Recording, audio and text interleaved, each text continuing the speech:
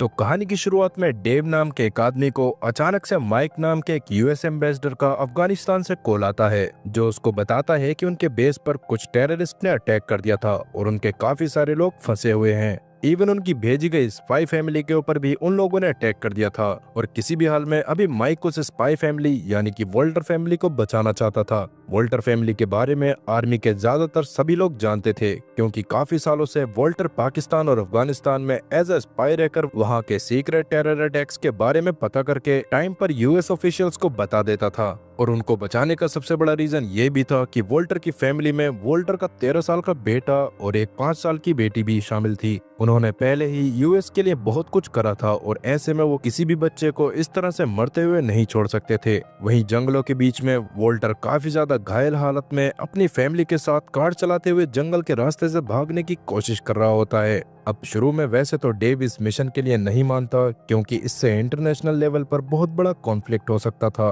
पर माइक उसको ये पूछकर मना लेता है कि अगर डेव की फैमिली इस सिचुएशन में फंसी होती तो उसको कैसा लगता। माइक के बेस पर भी काफी सारे तालिबानियों ने हमला कर दिया था, इसलिए वो भी तुरंत वोल्टर की फैमिली के लिए मदद भेजने को बोलकर कॉल कट करता है और अपने सामान को पैक करके निकलने लगता है। वहीं डेव भी तुरंत ही अब जॉन नाम के एक बहुत बड़े एजेंट को कॉल करके सारी सिचुएशन के बारे में बताता है और उससे वोल्टर फैमिली के लिए एक रेस्क्यू मिशन चलाने को कहता है। जॉन ने भी तब तुरंत ही अपने सबसे best team war horse team को वोल्टर फैमिली की लास्ट लोकेशन की तरफ जाने को कह दिया था और जल्दी ही वॉर हॉर्स टीम पूरी तैयारी के साथ अफगानिस्तान के जंगलों वाले इलाकों की तरफ निकल चुके थे। उन्हें बस इतना पता था कि वोल्टर की फैमिली लास्ट टाइम एक ग्रीन कलर की कार से अफगानिस्तान से पाकिस्तान के बॉर्डर की तरफ जाने के लिए निकली थी। अब जैसे ही वॉर हॉर्स टीम का चॉपर अफगानिस्तान के जंगलों के पास पहुंचता है, वैसे ही पास की एक पहाड़ी में मौजूद एक टेररिस्ट बजूका की मदद से उनके हेलीकॉप्टर पर सडनली अटैक करता है, जिससे हेलीकॉप्टर आउट ऑफ कंट्रोल होकर जमीन पर क्रैश करने वाला था।